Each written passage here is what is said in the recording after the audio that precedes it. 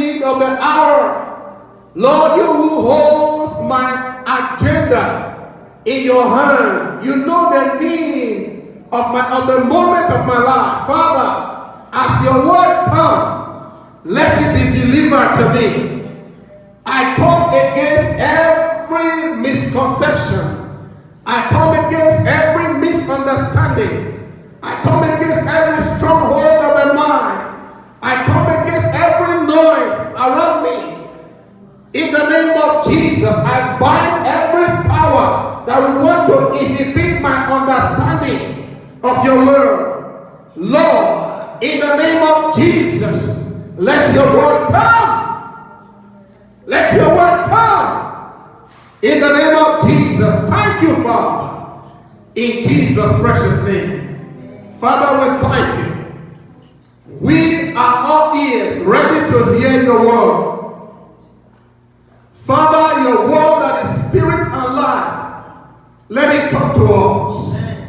Let the authority of your throne back every of your word that comes from this pulpit this hour in the name of Jesus. Lord, I connect my mind, my imagination, the chord of my voice to you, to bring forth your word of life and spirit to your people. Let your word attend to the needs of these people. Let your word prosper. In the name of Jesus, in whatsoever you send in this hour, Lord, in the name of Jesus, wherever this message shall be heard, let there be healing, let there be deliverance, let there be understanding, let life of God be ministered in the name of Jesus. Thank you, Abba Father, as I bind every enemy of the word of God.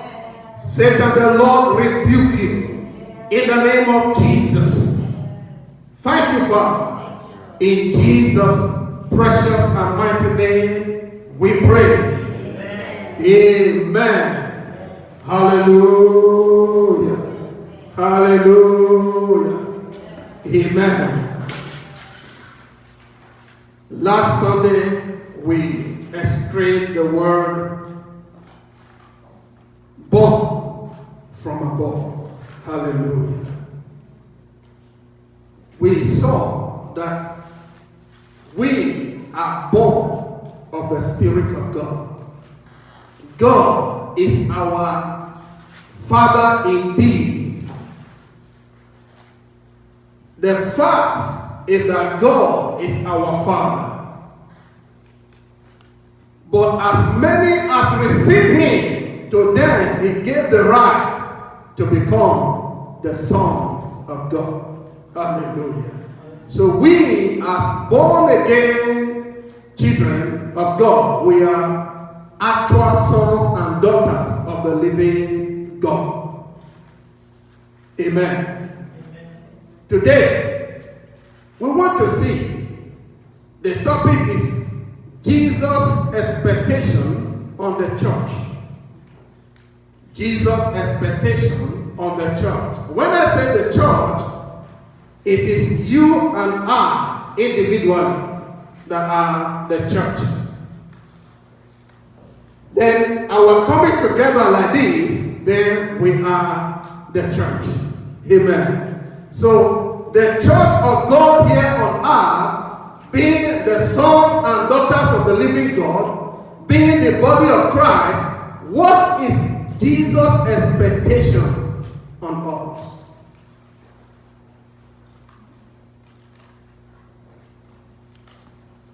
Because when you look at Jesus being very God, that have no beginning and have no ending, he was very much enthroned in heaven and enjoying the splendor and the beauty and the glory and glamour of heaven, with angels bowing continually before him and worshiping him, with all creatures and the 24 elders worshiping him day and night.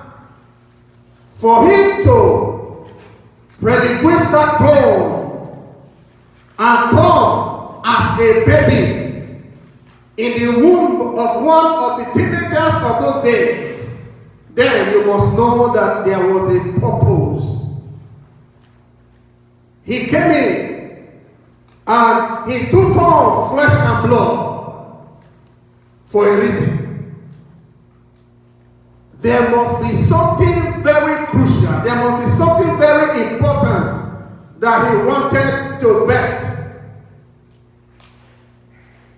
There must be some expectation he had in mind. Hallelujah. Amen. Jesus coming to the world was intentional and purposeful. It didn't happen just like that. It was not a happenstance. God had planned it from the beginning. Hallelujah. There was need for humankind and the world to be delivered from the grip of the evil one, the devil. If you read in your Bible, you will see that the Bible says in 1 John chapter 5 verse 19, we know. It didn't say we are guessing. We know. This is what is the real fact. That we are of God. Hallelujah. We know. How many of you know that you are of God? I know, say along with me, I know that I am of God.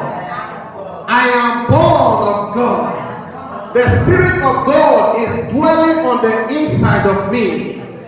I belong to God. He is my very Father. I am His very Son. I'm His very child. Hallelujah. We know that we are of God. Hallelujah. That is a confidence, a statement of confidence, a statement of great assertion.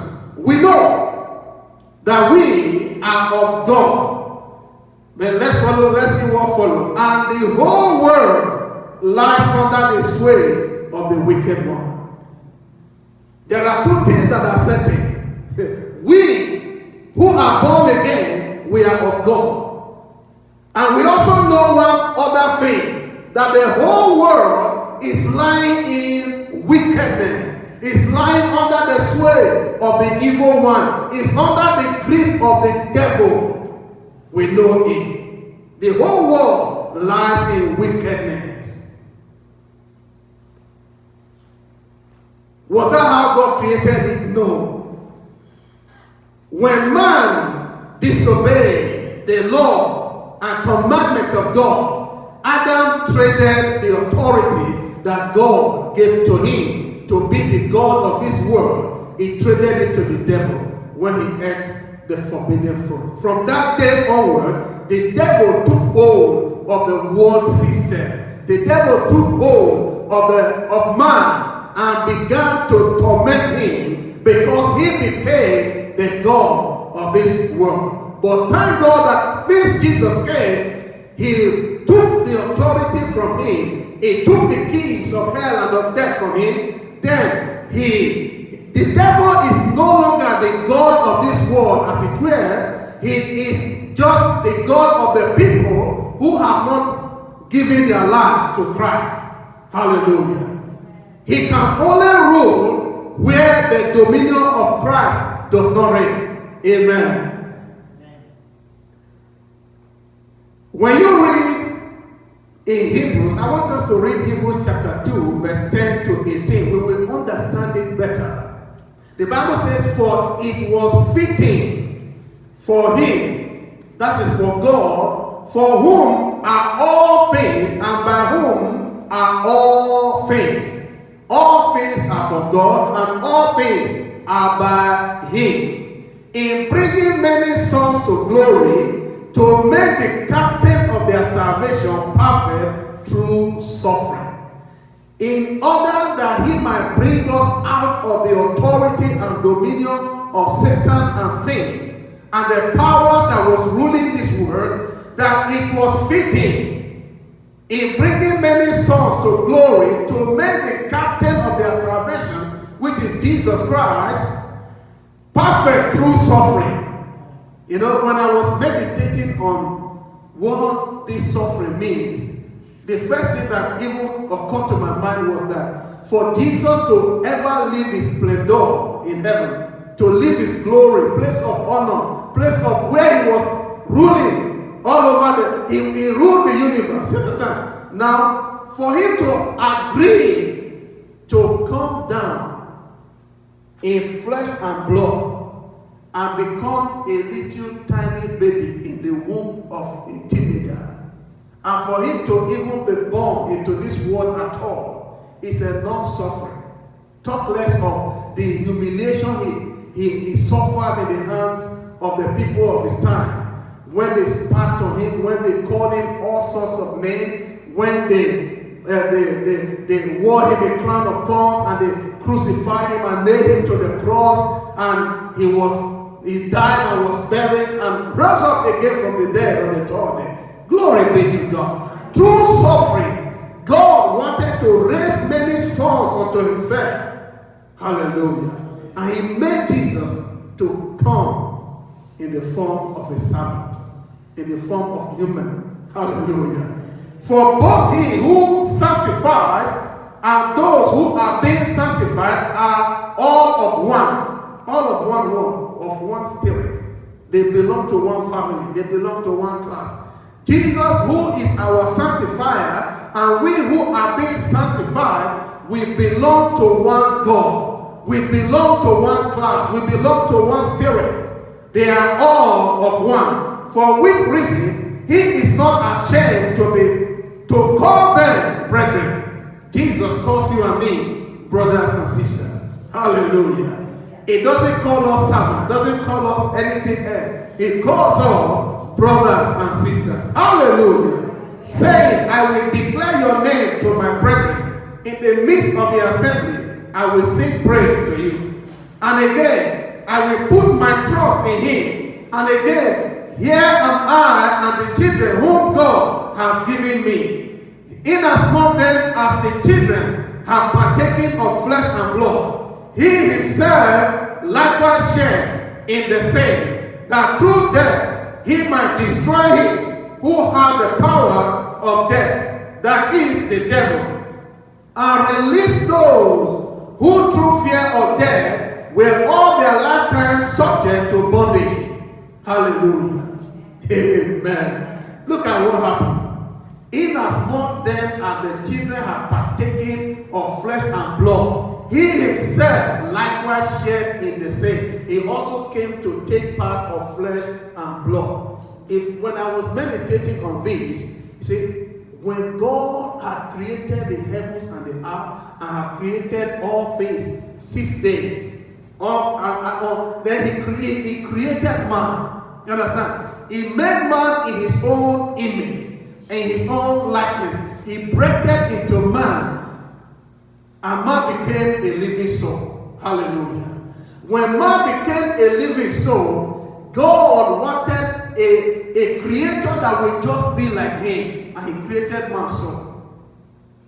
Now, man traded away that likeness and image by sinning against God.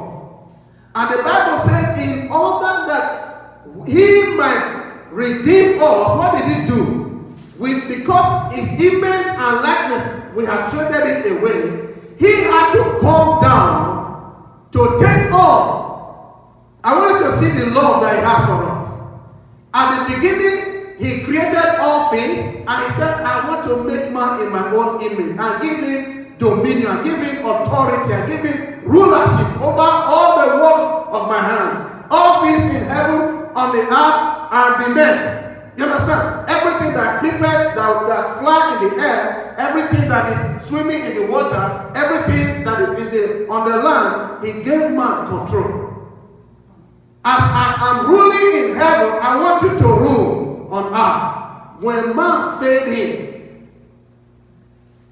his likeness and image left man.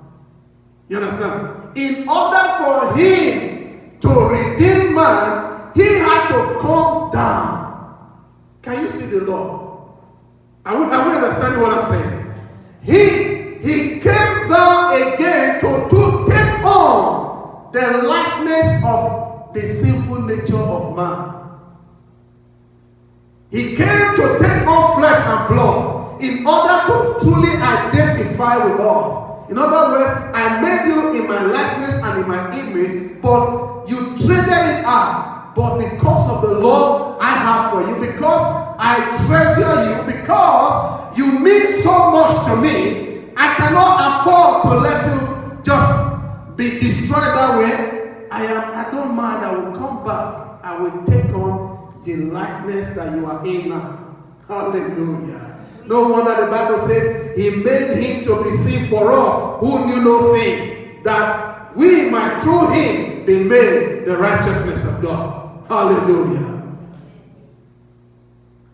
For as much as we children have partaken of flesh and blood, he himself likewise shared in the same, that through death he might destroy him who had the power of death, that is the devil, and release those who through fear of death were all their lifetime subject to bondage. For indeed, he does not give aid to angels, but he does give aid to the seed of Abraham. And you know the Bible says in Galatians chapter 4, verse 29, that if we are sons of God, if we belong to Christ, then we are Abraham's seed. And because we are Abraham's seed, we are heirs to the promise of God. Hallelujah. For indeed he does not give aid to angels, but he does give aid to the seed of Abraham. In other words, it was not for angels that he died, it was for man, the seeds of Abraham, that he came to redeem from the power of the evil one, from the power of the devil, from the power of death and the bondage of fear of death. Therefore, in all things, he had to be made like his brethren.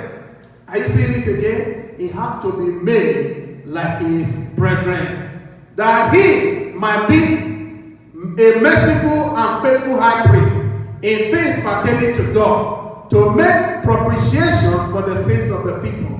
He came that he might take away our sin, he might become the sacrifice for our sins. For in that he himself has suffered, being tempted, he is able to aid those who are tempted. Hallelujah. Amen. Jesus invested much on the church because he has great expectation on the church. There is a statement of intent where we find exactly what Jesus intended for the church. Hallelujah. Amen. So, for Jesus to take such step, to come down from heaven and identify with us in our sinful nature, there is an expectation. He wanted to accomplish two purposes. One, to deliver us from the power of sin and the power of the devil, and also to restore to us the authority that we once lost in Adam. The life of God, the likeness and image of God that we once lost in Adam is now being restored to us in Christ Jesus. So that's why when he was choosing his disciples in Mark chapter 3 verse 14 to 15, we are told, then he appointed 12 that they might be with him, and that he might send them out to preach and to have power to heal sickness, to heal sicknesses, and to cast out demons. Hallelujah. Be with him signifies fellowship, signifies union, signifies intimacy. Bring them to himself so that he might train them. He might train them in the arts of what he was doing. He might teach them his ways. The Bible said God made his ways known unto Moses, but his acts unto the children of Israel. But when Jesus chose the disciples, who are a representation of the church today, he wanted them to be with him so that he might show them his own way. He might teach them things. That's why each time when Jesus went out with them, when he spoke with parable to the people, when they returned to him, when they are in a secluded place, they will ask him, what did you mean with that parable? Jesus said to them, well, I will always speak to the people in parable, but for you, it is given to you to understand because you are the sons of the kingdom. Hallelujah. So he chose them to be with him. That's number one. In fellowship, in training, so that they will learn along with him. Hallelujah. So that's why when at a point he sent them out. He sent out 70. He sent out 12. He sent them out 2 by 2 at different intervals. After training them for a while, he sent them out. You go and preach. And when they came, they were saying to him, even the demons were subject to us in your name. And he said, thank God, he was praising God. Father, thank you because it has pleased you to reveal the secret of the kingdom to these ones. Training to be with him. The reason why we have the troubles we're having in church today is because many of the pastors or people that are on the pulpit never got trained. Some of them got born again, never stayed in the church for more than 3-4 years. And because they saw some gift manifesting, if at all, they went out and established a church. They are lacking in knowledge, they are lacking in training. That's why you see so many mistakes and many errors that are being preached today.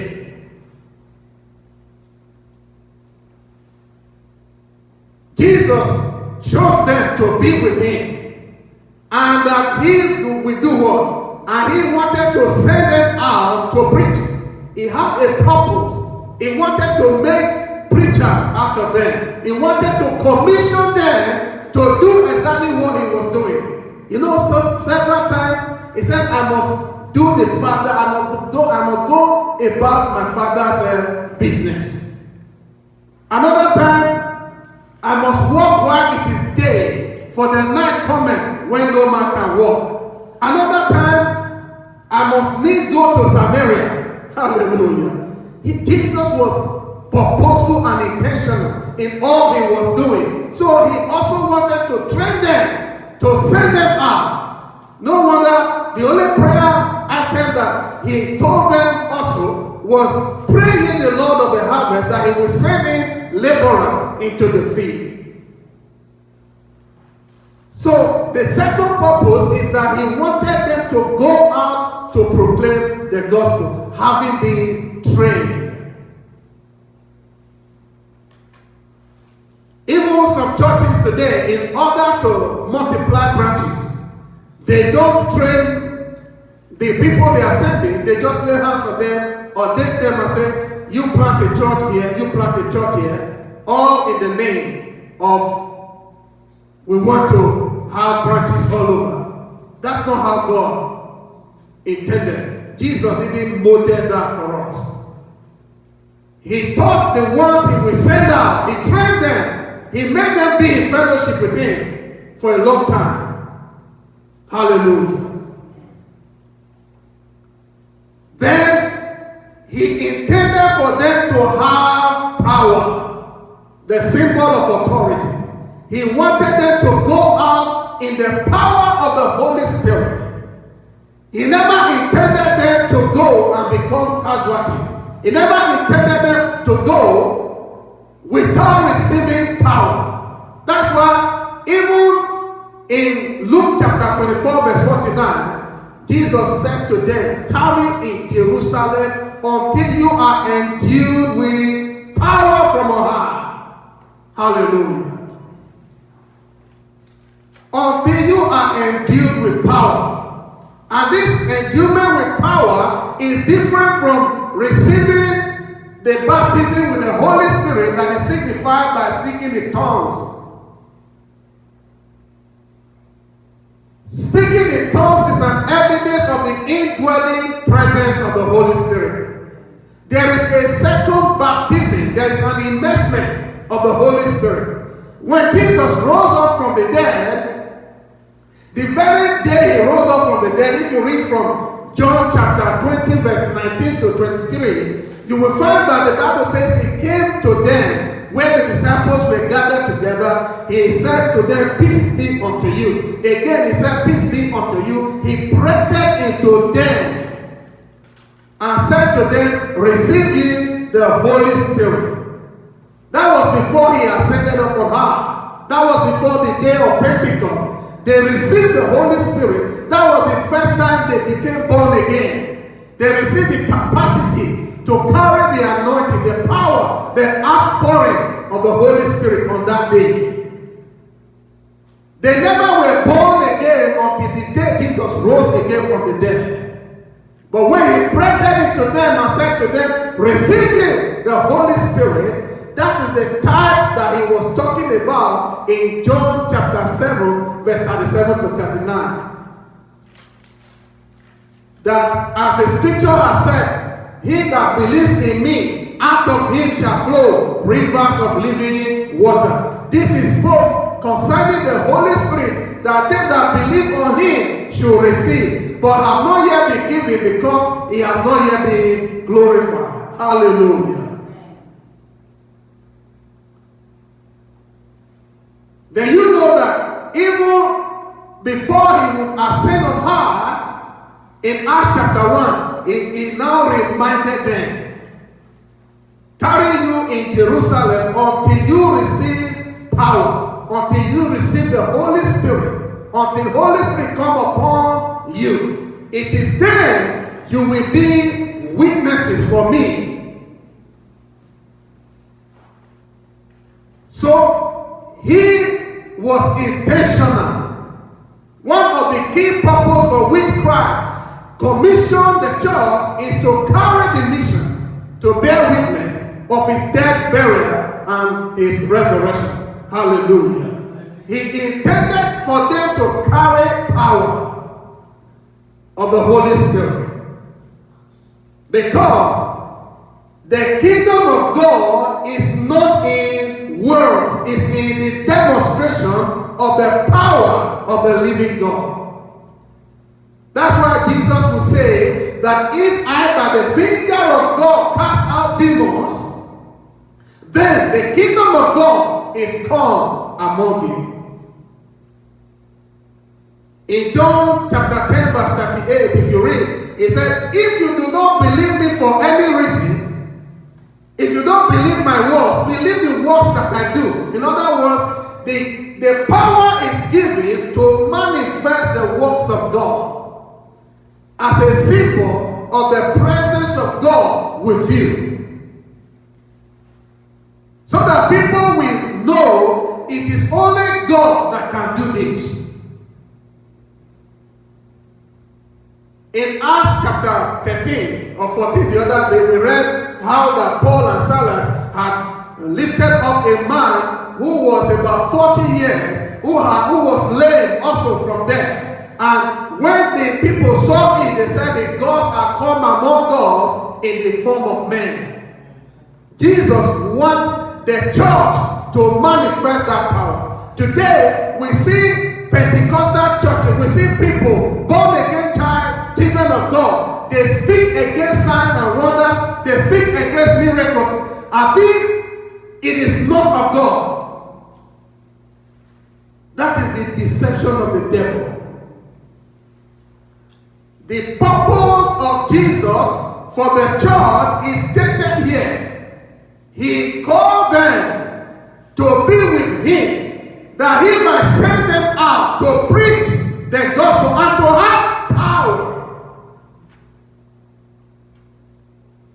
We must each ask God for power to witness. So the power that we receive is different from just the baptism of the Holy Spirit. There's an endowment with power. baptism in the Holy Spirit. Just like you were immersed in water, you are immersed into the power of the living God. That is when you are able to carry the gospel. And when you speak, the dead will hear you, the deaf will hear you, the lame will rise up, just like we saw this morning. Peter said to the man, silver and gold I may not have, but I know what I have. There is a power within me. In the name of Jesus of Nazareth, rise up and walk.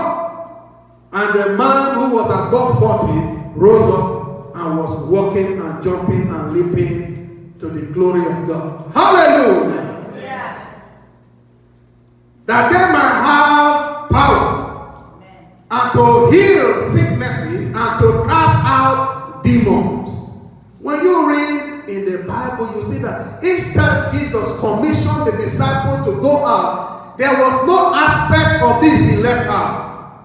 He was super conscious of it and carried that in his mind and his mission and commandment to the disciples from the beginning to the end. Even after he rose up again from the dead, for the 40 days he was with them, that was what he was telling to them, that I am sending you forth in the power of the Holy Spirit to proclaim the kingdom of God and to bring many into the kingdom. With what? With power and authority. Cast out demons. He said, and to heal sicknesses and cast out demons. This is what authenticates the church. If you are in a church and there are people possessed with demons who are seeking deliverance and they cannot get it, something is wrong somewhere.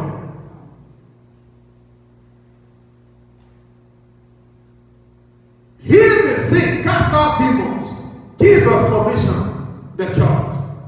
If you read Matthew chapter 10 verse 1, the Bible says when he had called them together, he gave them power against to root out demons, to root out demons, to root out demons and powers of darkness. Why? Because light and darkness cannot coexist. Yes. Hallelujah. Amen.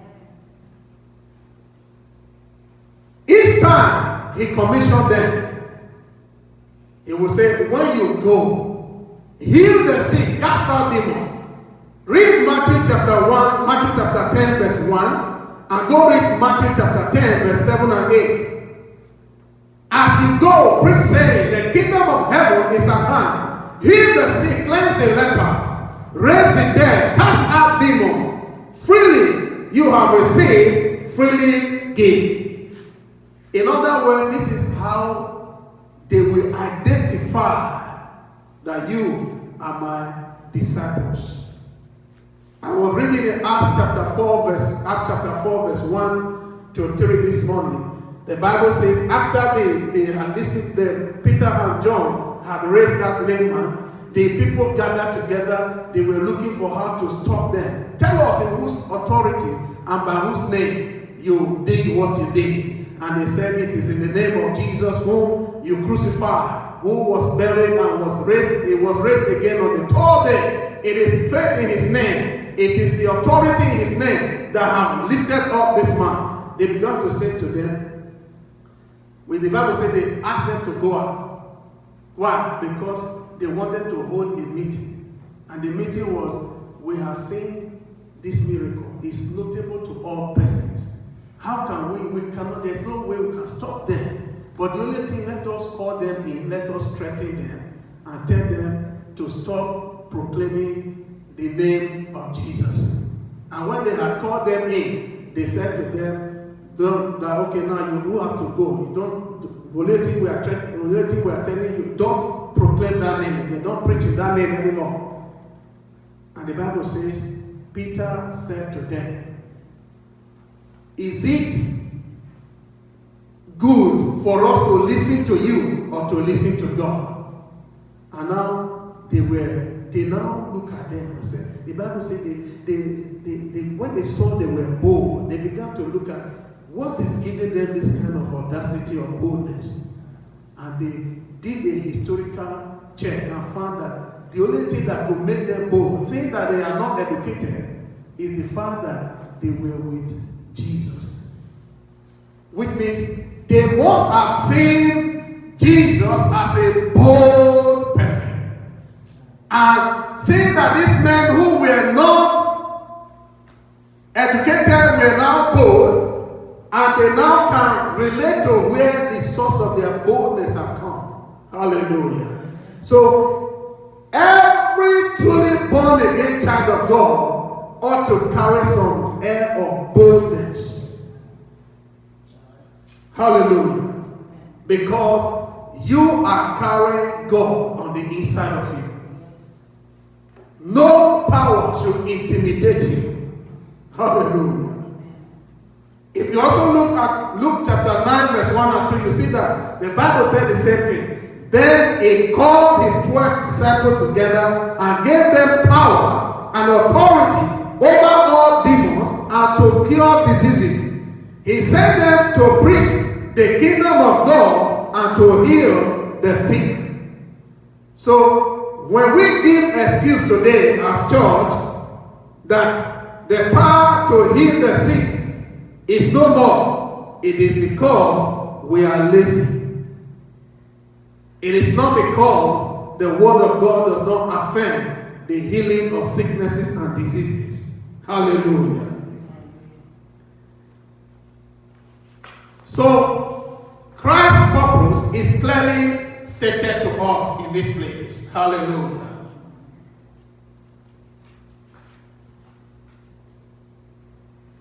We must individually begin to do a search on the scripture to find out who we are in Christ. Because it is in knowing the authority conferred on us and coming to our true identity and the purpose for which Christ truly came down from heaven to earth to pay such a huge price. It is only when we come to terms with that we will be able to come into the full realization of the purpose of Christ for the church. We are not born again for fun. We are born again to represent the kingdom to which we belong. We are born again to showcase the authority and power of heaven. We are born again to showcase the model of what God intended man to be at the beginning when he created him.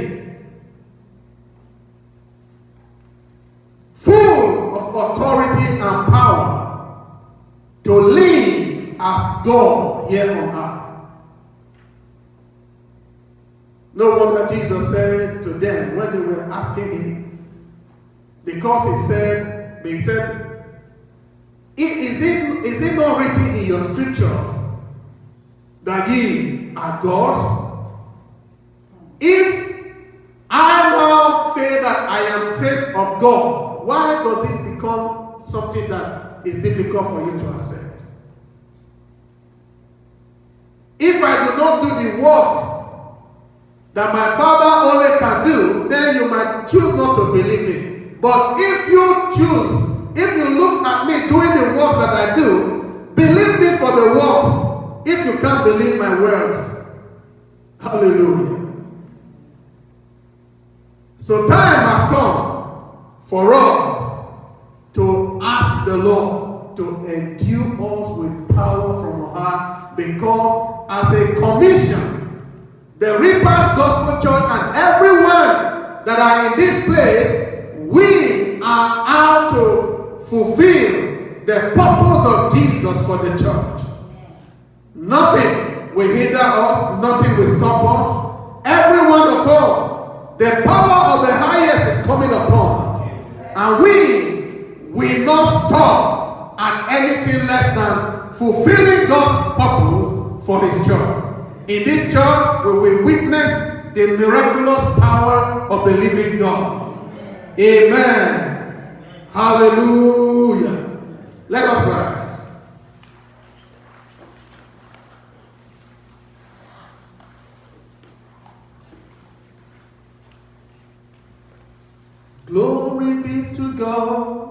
in the highest. Amen. Glory be to God in the highest. Amen. For his mercies endureth forever. Amen. For his mercies endureth forever. Amen.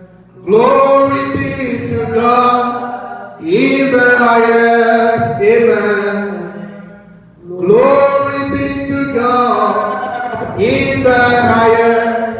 Amen. For his mercies endureth forever. Amen. For his mercies endureth forever. Amen.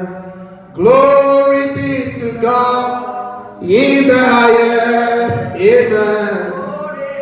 Glory be to God in the highest. Amen. For his mercies endureth forever. Amen. For his mercies endureth forever. Amen. I want you to pray and say to God, I want to fulfill your purpose for my life. I want to fulfill your very purpose for my life. The very essence for which I am born again. Lord, endue me with power from on high, that I may fulfill the purpose for which I am born again. Lord, I surrender, I give up every weakness of the mind, every weakness of the willpower. I give up every misconception, every misunderstanding. I give them all up to take on the spirit of revelation in Christ Jesus.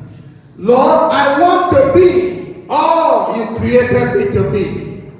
I want to fulfill the essence of Christ dying on the cross and resurrecting from the dead for me. In the name of Jesus. Pray for yourself. Father, in the name of Jesus, it is my desire and I want to fulfill the essence of my being born again, the essence of your call upon my life. Lord, endue me with power from on high. Let the Holy Spirit come afresh upon me. Let the glory of your presence fill my life. Father, quicken me by your spirit that raised Jesus from the dead. Let my heart be quick to understand and receive the essence of Christ's death, burial, and resurrection. Lord, remove from my heart, from my mind, from my intellect, every misunderstanding, every misconception. Bring me into true and real faith in the Son of God, Jesus Christ. Thank you, Father. In Jesus' precious name we pray. Let's pray and say, God, we desire the manifestation of your power and presence as told to us in Mark chapter 3, verse 14 and 15. In this Reapers Gospel Church, we want to see you manifest your power to heal the sick through us. We want to see the manifestation of your kingdom authority to cast out demons, to cause the lame to walk, the blind to see, the deaf to hear. Let your word prosper among us in the name of Jesus. Father, let the heaven open over the Reapers Gospel Church. Let the power of your spirit manifest among us in the name of Jesus. Thank you, our Father. In Jesus' precious and mighty name, we pray. Amen. Father, we thank you for your word. We thank you, Father, for your love for us.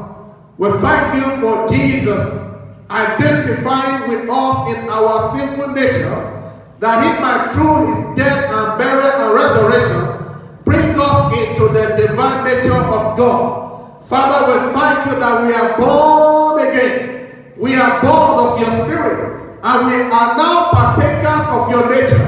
So we receive authority as given to us. We are going out as we go proclaiming your word. We expect the blind to see, the lame to walk, the dead to be raised, the deaf to hear. In the name of Jesus. Thank you, Father, for the heavens is open over your church. The Reapers Gospel Church shall fulfill the mandate and purpose of Christ. In the name of Jesus. Thank you, Father. In Jesus' precious and mighty name we pray. Amen. Church, I bless you in the name of the Lord. I release upon you the Spirit of the Almighty God, the power of the Holy Spirit to rest upon you in the name of Jesus. Amen. The hand of the Almighty to keep you from all evil in the name of Jesus. Amen. In this week, heaven will open over you. The blessings of God will rain upon you. May we fall upon the saints to honor you and to favor you. Every difficulty is cast out of your way in the name of Jesus. If there be any power that have risen against you, in the name of Jesus, I call them down. By the power of the Holy Spirit, I call them down in the name of Jesus. You are emerging a true son and the true daughter of the living God. In Jesus' precious and mighty name, it is well with you. Amen. Amen. Hallelujah. Hallelujah.